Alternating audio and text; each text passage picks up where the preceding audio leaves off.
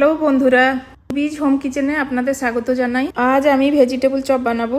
তার জন্য এখানে লাগছে গাজর কুচি, বিনস কুচি, বিট কুচি, মটরশুঁটি, নারকল কুচি, বাদাম। এখানে আমি একটা রোস্টেড ড্রাই মশলা রেডি করব।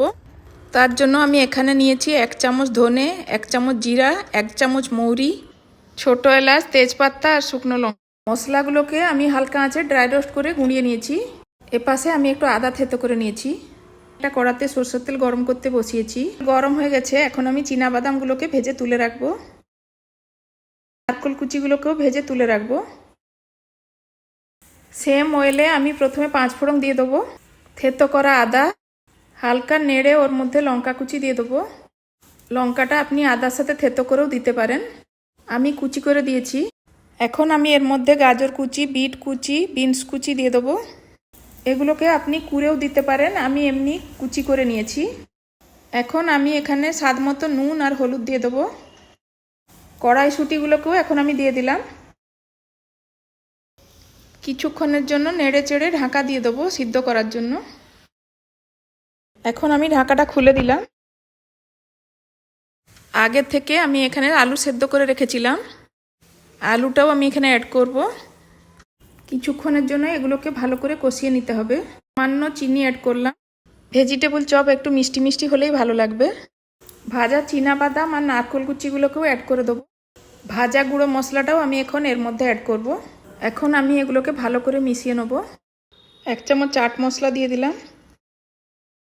ইচ্ছে মতো ধনেপাতা কুচি দিয়ে দিলাম। আমাদের মশলাটা রেডি হয়ে গেছে, এখন আমি গ্যাস বন্ধ করে দেবো। আমি একটা এখানে ব্যাটার তৈরি করব। তার জন্য এখানে আমি 2 চামচ ময়দা, 2 চামচ কর্নফ্লাওয়ার, গোলমরিচের গুঁড়ো, নুন আর জল দিয়ে আমি ব্যাটারটা তৈরি করে নিয়েছি।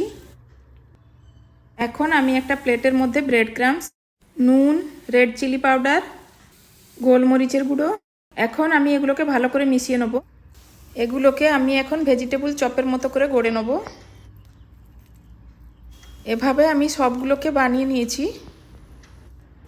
এখন আমরা এখানে ময়দা আর কর্নফ্লাওয়ারের গোলায় ডুবিয়ে এগুলোকে ব্রেড ক্রাম্বসে কোটিং করে নেব। এভাবে আমি ব্রেড ক্রাম্বসের মধ্যে ভালোভাবে লাগিয়ে নেব। এগুলোকে আমি 2বার কোটিং করব।